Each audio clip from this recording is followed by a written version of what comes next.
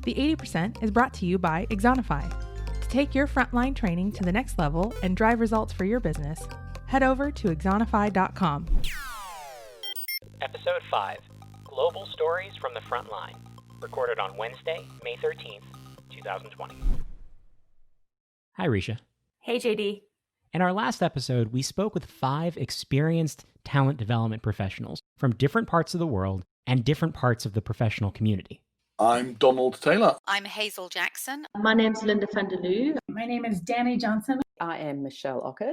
We wanted to get a sense of how frontline training and support is evolving, especially as a result of the pandemic. Now, if you haven't listened to episode 4, Global Perspective, I highly recommend you hit pause right now and go check it out. Then come back to this conversation, which is a follow-up on the insights shared by our panel. Risha, what was your biggest takeaway from our last episode?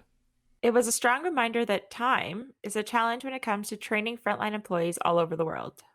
2 ideas really stood out to me because we heard them repeatedly from our guests, regardless of where they live or where they work. First, the frontline experience is heavily influenced by regional considerations. Culture, language, geography all play a role in how people are supported and may sometimes create barriers for organizations to overcome if they want to provide a right-fit support experience for everyone. The second piece, which was my favorite theme of the episode, is the need to understand your frontline workforce if you hope to support them properly.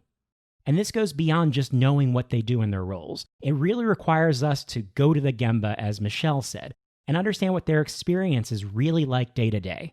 And right now, it's even more important to understand what people are going through as people, not just employees. Aston Moss from Briscoe Group, who shared his story about engaging employees during lockdown in episode 3, had a great quote.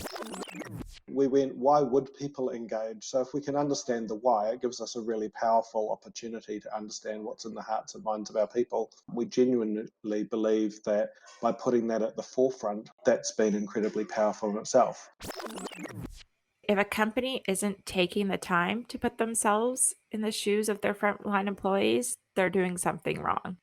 You can't understand the struggles and the barriers that they're facing every day in their roles without actually talking to them and understanding what it's really going to take to be successful or continue working in different circumstances. Those are just a few highlights from our global panel discussion in our last episode. But there were also a lot of great comments that just didn't make it into the final cut. Specifically, our guests shared a lot of great real-world examples of how they see frontline support changing. We just couldn't include all of the stories last time, otherwise we would have had a 3-hour episode. So we're bringing our panel back in this episode to tell these stories from the frontline. Let's start with a quick example from Dani Johnson, co-founder and principal analyst at RedThread Research. I asked Dani what she's seeing out there as good examples of frontline training and support. We've seen some really interesting things in healthcare, actually. So healthcare workers are obviously frontline. I think even in the past 8 weeks specifically, we've seen a lot of really good stuff happen there and a lot of innovation happen there. But even before that, they tend to be a little bit better. I don't know exactly why. Probably because they're in it for the long haul. They're not seasonal workers and they're not doing it to get through college. But there seems to be quite a bit of innovation in the healthcare space. With everything happening in the healthcare industry right now, it'll be interesting to see how organizations adapt and prioritize continued learning and support for the people who are really responsible for getting us all through this pandemic. Our next example is from MichelleWalker, who you're going to hear a lot from in this episode. She shared a story about how frontline training can be improved in a manufacturing environment. When I was at Coca-Cola Amatil, how we approached the manufacturing environment and the frontline workers in the manufacturing environment. When I first started working with them, similar to a lot of manufacturing environments that I've walked into, which is very much on the job buddy training, but with very little guidance or scaffolding or support to the trainer to know what to train when, and very little good learning design behind it. It's more, you'll pick it up from this guy and he'll be your on-the-job buddy. So we went about putting some light structure in place. We stuck predominantly to on the job in the real environment because, hey, that's the best learning transfer environment you can find if you can make it safe. That we gave people lesson plans. To be a buddy trainer, you had to do a competency assessment and you also had to do a short program in instructing and demonstrating skills in the workplace, which meant you knew how to do that well, how to give feedback effectively, how to monitor progress of the person who you were given responsibility for supporting. And we gave them light structure in the form of on-the-job session plans, in effect, not full of content, just here's the things you need to cover in this session and when approximately in terms of the person's development or time in the job to cover it. And we did provide some scaffolding in the form of a little e-learning. So it's about, in that case, honouring the workplace, putting it in the workplace, taking what was naturally happening and giving it some support and scaffolding.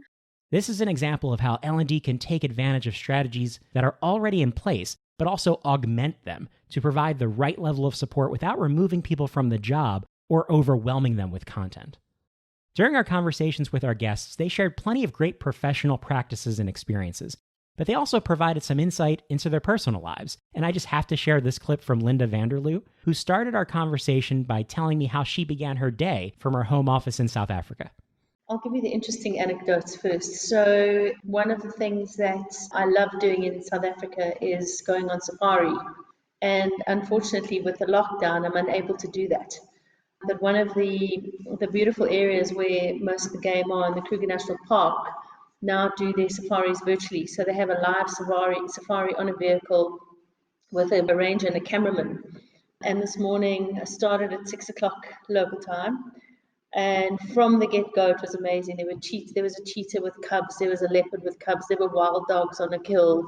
And so that's how my day started.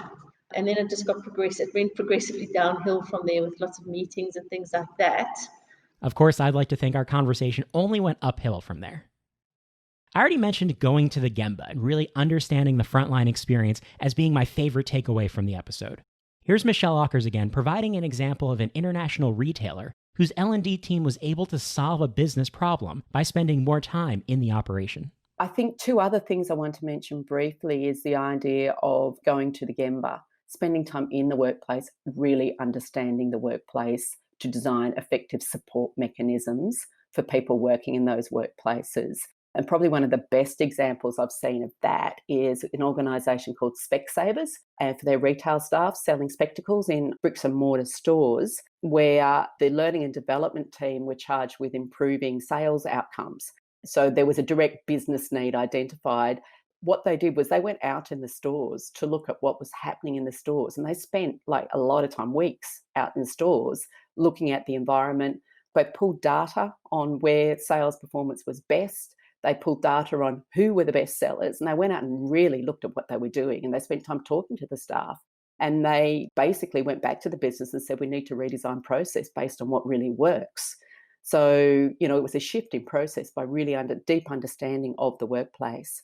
Retail also came up again, along with airlines, as an example of organizations that really understand frontline training in the Middle East, according to Hazel Jackson from Biz Group. If we look at the two big airlines that we have out here, the main ones of Emirates Airlines and Etihad Airways, they've had a lot of what I'd call frontline training. They've built big academies. They have had a worldwide reputation for good service. There's now even a couple of the low-cost airlines that have done the same thing. They seem to have had a very good track record at building at pace and consistency for frontline training. A little bit less so possibly in some of the groceries or other areas around the business. Luxury retail has also done a good job. So we have a lot of great luxury shopping malls here. And where you have those stores, you also have people that have been trained well to manage that luxury customer. Michelle also echoed the frontline capabilities of airlines with a specific example of coaching cultures in contact centers. Coaching cultures, I think, for contact centres are very important, and they often talk about having a coaching culture in place, which can be of variable quality. And one of the big challenges is often the people who are being asked to do the coaching, the team leaders, are also on the phones and don't have enough time to do it well. Probably the best example I've seen of that is at Qantas in their contact centres. And I did interview Bruce Love. He leads the learning and development for the Qantas contact centres in Learning Uncut episode 15, Learning Uncut, of course, being my podcast. And what I really liked about the approach they took, it was very integrated with looking at the whole of workforce structure. So they actually put in place a new role, a team coach role in each of their teams. And they looked at the numbers and what would they need to do to give someone the capacity to do that coaching effectively. And they were able to reduce time in classrooms, time off the job, and increase the quality of support to their team coaches, which was, if you can afford to do that, a really effective approach. You see, Michelle also managed to get a plug in there for her own podcast, Learning Uncut, which I highly recommend for even more great practical examples from Michelle and her guests. Now to Don Taylor, who shared what was probably the most interesting story of the episode. Unfortunately, for a variety of reasons, we can't provide all of the details, but it's still an awesome example of L&D ingenuity and proving the value of workplace learning from the bottom up. I'm thinking at the moment, I can't unfortunately mention the company, but it's a company that's involved in house-to-house selling of stuff, which right now you can't do because of the pandemic. Great. The L&D manager there has just turned things around. She is now running virtual house-to-house selling online, and sales have gone up. Now, that has happened for a variety of reasons, but a big part of it is her role in supporting people in that. Is she being noticed at the top? I'm not sure she is, because they're almost certainly looking at all the other factors that are going on. But it's her role definitely in driving this that has made the difference. Our final story comes from who else but MichelleWalker. Michelle brings us full circle back to the idea of putting the person at the center of the workplace learning experience, with her example from an Australian financial institution. The idea of human-centered design and using human-centered design approaches, which of course, spending time in the workplace is very human-centered. But there was an example from National Australia Bank where they had a very extended period of time in a contact centre for staff who were first joining. It was a sales contact centre. And they reduced that time in the classroom and spent a lot more time hands-on using kind of an incubator approach. So they put people in the classroom for a smaller period of time on the tools, taking real calls with additional coaching. So they really shifted the approach, but they did that by co-designing with people in the workplace. So I think that whole idea of co-design and really understanding your environment and involving the people who are doing the job in the design of the best performance support for them, I think that's really important. This pair of global perspective episodes reiterates the importance of getting out of our bubbles to share and listen to stories from our industry peers. Being able to tell stories brings a humanized approach to things that are happening in the world that you see through the media or your social accounts. And it allows you to get to a deeper level in understanding the feelings that are attached to what's happening. And if we can't share stories that are good, bad, hard to listen to, happy, or sad, then we're never going to get a full picture of what's happening out there in the world. And we're never going to get a full picture of how we can do better. To provide the frontline with the training and support they truly need and deserve, we all have to contribute.